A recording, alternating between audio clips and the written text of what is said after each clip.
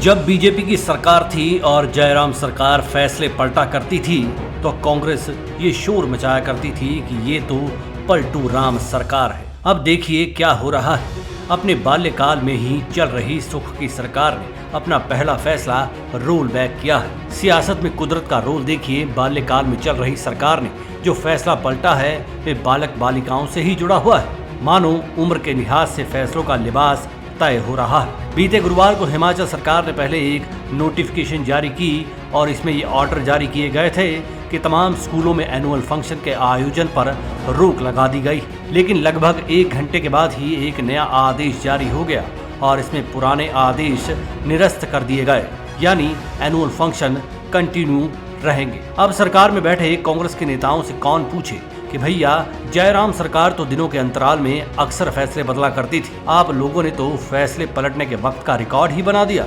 घंटों में ही फैसले बदल दिए। क्या आपको अपना वो दौर याद नहीं आया जब आप जयराम की सरकार को पलटू राम की सरकार कहा करते थे? अब क्या हुआ? अब क्यों फैसला पलटा गया? क्या छात्रों ने दबाव बनाया कि उन्हें एनुअल फंक्शन हर हाल में चाहिए, या फिर आपके नेताओं ने कोई ऐसी मुहिम छेड़ी थी कि अब उम्र की ढलान में वे बाल सभाओं का हिस्सा बनेंगे? सीधी सी बात है, भले ही सरकारें बीजेपी कांग्रेस जिस मर्जी पार्टी की रही, मर्जी तो नेताओं की ही चलती, फैसले करने में भी और पलटने में भी। आम आदमी तो बस पलटे खाता ही दिखता है। 1 मार्च से बच्चों के एनुअल एग्जाम शुरू होने जा रहे हैं और इससे पहले चल रहे फरवरी महीने में प्रैक्टिकल सिलेबस का दौर भी चला हुआ है, जबकि कई स्कूलों में फरवरी का महीना तमाम सब्जेक्ट के रिवीजन का भी रहता है। अब सरकार से कौन पूछे कि ये बच्चे हर साल परीक्षा देते हैं और आप लोगों की परीक्षा तो हर 5 साल के बाद हुआ करती। लेकिन अगर हिमाचल की बात करें तो सत्ता में बैठी सरकार का हर 5 साल बाद फेल होने का रिवाज बना हुआ है। शायद यही वजह है कि असल पॉलिटिकल साइंस का इस बार जब टेस्ट हुआ था तो कांग्रेस और भाजपा इस रिवाज को लेकर ही अड़ी थी।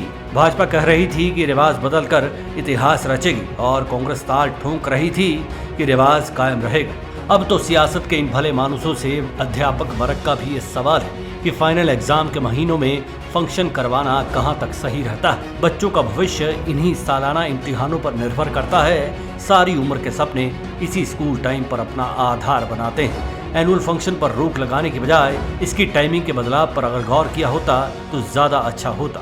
मजे की बात यह भी है कि वैसे भी नेताओं को स्कूलों में बुलाकर राष्ट्र निर्माता यानी अध्यापक वर्ग कोई ज्यादा खुश नहीं होता। Extra financial burden school management पर आता है, क्योंकि नेताओं को तो स्मृति चिन्ह ही देने होते हैं। साथ में नेताओं के साथ आने वाले कथित गणमान्य लोगों की भीड़ भी रहती है, यानी स्मृति चिन्हों के नाम पर एक बड़ा बजट खर्च हो जाया करता है। खैर, मानेगा तो कोई नहीं, ना भाजपाइयों ने चैन की थी और ना ही कांग्रेस को चैन पड़ती नजर आ रही।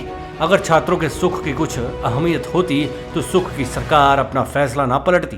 भाजपा की फुल फॉर्म हिंदी में भारतीय जनता पार्टी बनती तो इसके खाते में हिंदी शब्द पलटू राम ही आया था।